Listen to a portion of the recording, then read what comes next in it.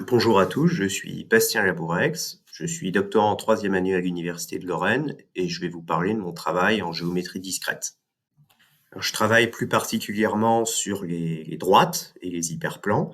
Donc, bon, jusqu'ici, une droite, a priori, tout le monde sait ce que c'est le plus court chemin entre deux points. Et quand vous étiez petit, on vous a appris qu'une droite, c'était un objet qui n'avait pas d'épaisseur.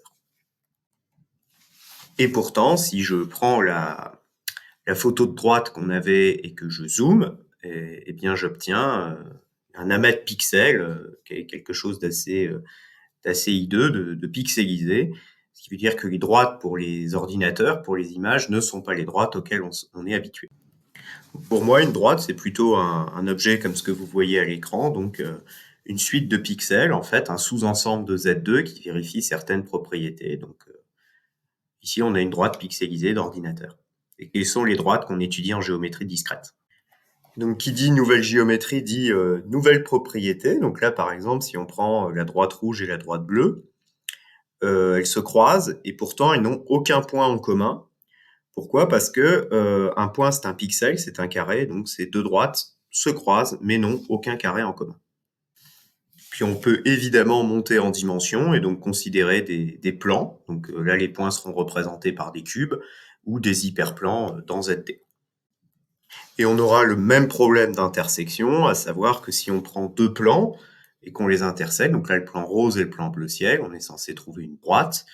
Et donc là, on trouve l'ensemble pourpre qui n'a pas grand-chose à voir avec une droite. Histoire d'être un peu plus formel, on peut donc définir nos droites discrètes comme l'ensemble des points entiers entre deux droites parallèles, donc à partir d'une double inégalité diophantienne.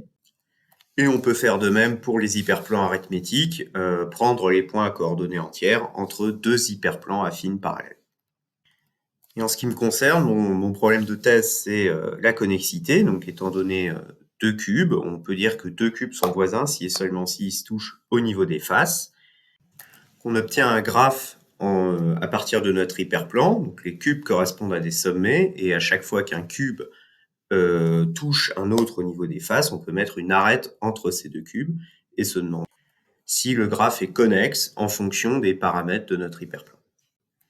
Donc pour conclure, pour travailler chez nous, en fait, on prend un problème simple de géométrie euclidienne et on essaie de le transposer en géométrie discrète, donc la convexité, la connexité, les rotations, et tout de suite, ça devient un petit peu plus compliqué chez nous. Voilà. Donc, je vous remercie de m'avoir écouté et bonne journée géométrie.